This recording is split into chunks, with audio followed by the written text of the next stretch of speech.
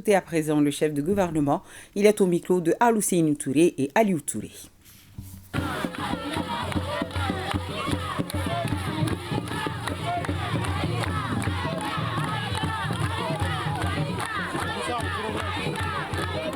Le travail qu'on fait chez vous aujourd'hui, d'où est-ce qu'il vient?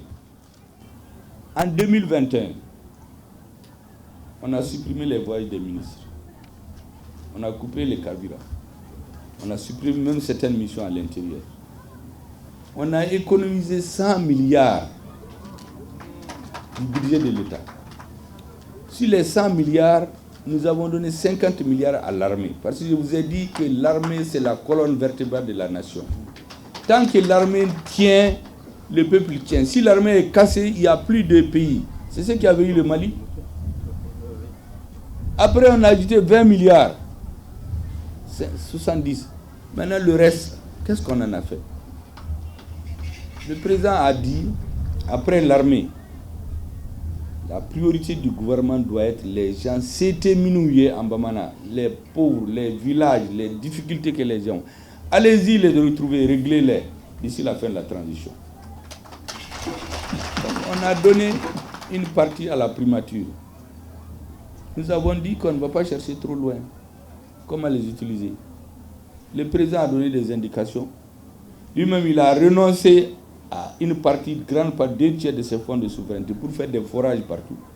Nous aussi, nous avons demandé au gouverneur, depuis Menaka jusqu'à Kaï, quelles sont les préoccupations des populations.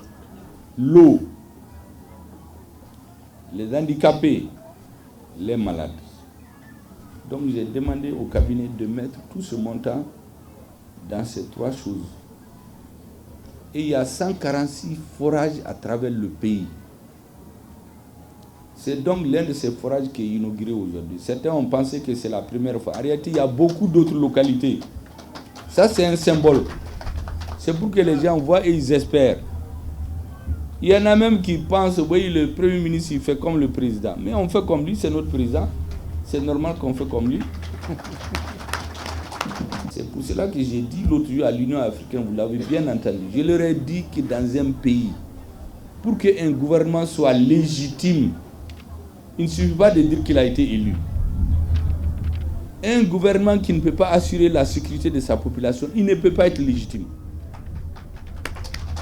Donc pour qu'un gouvernement soit légitime, il faut d'abord qu'il assure la sécurité physique de ses citoyens et de ses biens. Quelle que soit la façon dont il vient. Il faut qu'il assure la sécurité alimentaire, que les citoyens puissent manger. Qu'il assure la sécurité sanitaire, qu'ils puissent les soigner. Qu'il assure la sécurité éducative, qu'ils puissent s'éduquer, comprendre le monde. Et enfin, que les citoyens puissent faire l'aller et retour sans problème, les infrastructures. Un gouvernement qui ne peut pas faire ça, il ne peut pas être légitime. Et Assimi Goïta a décidé que la transition doit être un gouvernement légitime. Pour qu'à la fin de la transition, tous les Maliens se disent, ces femmes et ces hommes qui ont dirigé la transition, ils ont fait de leur mieux. Dieu est témoin, mais ils ont fait de leur mieux.